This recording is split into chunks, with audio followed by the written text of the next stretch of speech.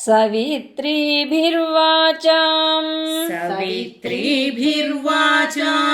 शशिमणिशिलाभङ्गरुचिभिः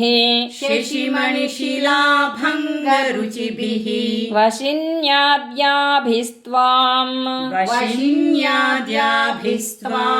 सह जननि सञ्चिन्तयति यः सकर्ता काव्यानां भवति महतां भङ्गिरुचिभिः वचोभिर्वाग्देवी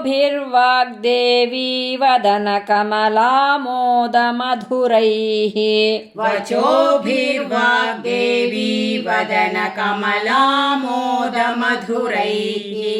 सवित्रीभिर्वाचां